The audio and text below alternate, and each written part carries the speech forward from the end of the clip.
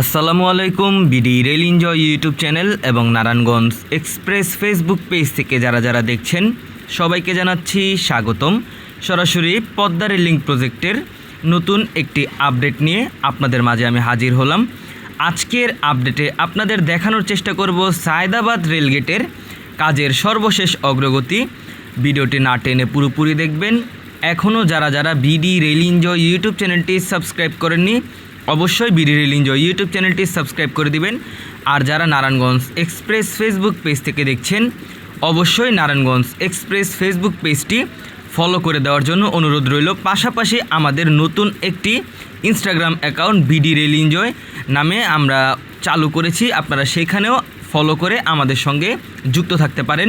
এখানে দেখতে পাচ্ছেন যে রেলপথের উপর দিয়ে একটি হুইল লোডার পাথর বোঝাই করে এটি দয়াগঞ্জ থেকে একেবারে রেলপথের উপর দিয়ে চালিয়ে সায়দাবাদ রেলগেটে নিয়ে এসেছে। হুইল লোডার যে ড্রাইভার চালিয়ে দয়াগঞ্জ থেকে রেলপথ দিয়ে পুরোপুরি সায়দাবাদ পর্যন্ত নিয়ে এসেছেন, তার স্কিল খুবই ভালো, কারণ সে পুরো রেলপথের উপর দিয়ে একেবারে মারাত্মক গতিতে হুইল লোডারটি চালিয়ে পাথর বোঝাই করে সায়দাবাদ নিয়ে আসছে।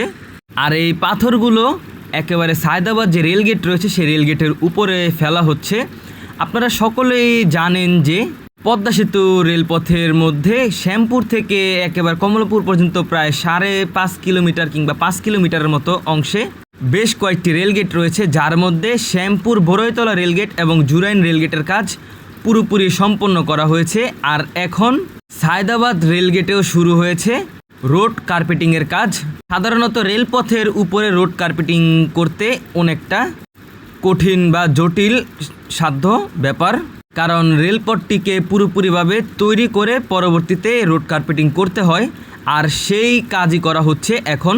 আর বর্তমানে আমরা এখন চলে এসেছি সায়দাবাদ রেলগেটে। এখানে দেখতে পাচ্ছেন যে অস্থায়ীভাবে যানবাহনগুলো পারাপার হওয়ার জন্য রেলপথের উপরে মাটি ফেলা হয়েছে এবং এখানে একটি ছোট্ট গেটকিপার রুম তৈরি করা হয়েছে, যেটি ভবিষ্যতে গেটকিপারদের বিশ্রামের জন্য একটি ঘর হিসাবে দেওয়া হবে।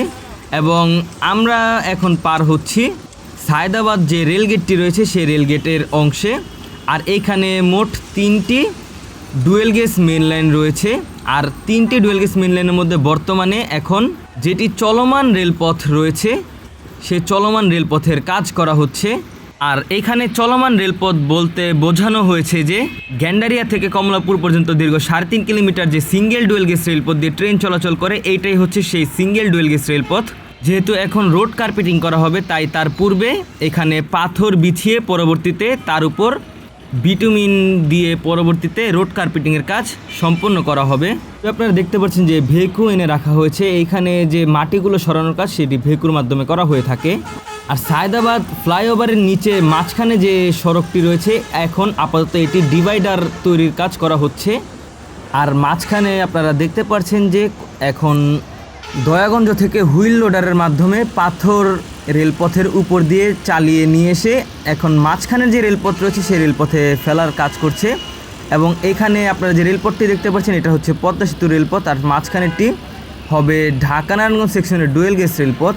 কিন্তু কমলাপুর থেকে গ্যান্ডারিয়া পর্যন্ত 3টি রেলপথই পদ্মা সেতু ট্রেন এবং নারায়ণগঞ্জের ট্রেন উভয় ট্রেনই ব্যবহার করতে পারবে।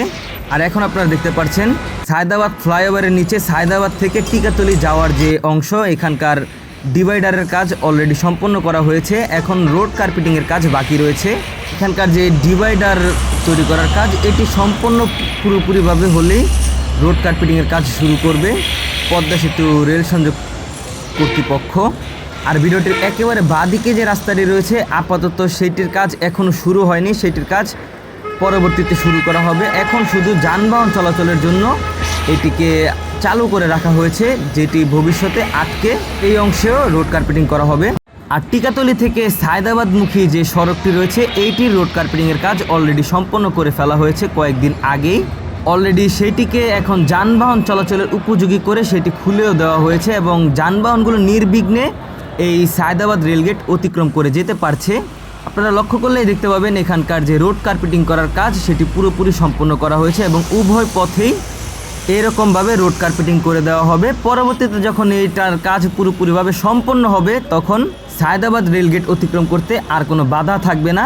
আর এখানে রেলপথের আগে একটি স্পিড ব্রেকার দেওয়া হয়েছে, যেটি প্রতিটি রেলপথে দেওয়া হয়ে থাকে, এবং এই সড়কটি একেবারে রোড কার্পেটিংয়ের কাজ সম্পন্ন করেছে পুরোপুরিভাবেই। আর আমরা যদি একটু সায়দাবাদ রেলগেটের দিকে এগিয়ে যাই, আপনারা ভিডিওটির বাঁ দিকে যে বড় করে তৈরি করা হচ্ছে গেটকিপারদের রুম, এটা আপনারা দেখতে পাচ্ছেন। এইটির কাজও অলরেডি চলমান রয়েছে আর এখন চলছে ইটের গাঁথনি দেওয়ার কাজ। তো এই ছিল আজকের ভিডিওটি ভালো লেগে থাকলে অবশ্যই চ্যানেলটি সাবস্ক্রাইব করবেন। ফেসবুক পেজ থেকে দেখে থাকলে ফেসবুক পেজটি ফলো করে দিবেন। আজকের ভিডিও এই পর্যন্তই, দেখা হচ্ছে অন্য কোনো নতুন ভিডিওতে। সে পর্যন্ত সকলে ভালো থাকবেন, সুস্থ থাকবেন। আল্লাহ হাফেজ।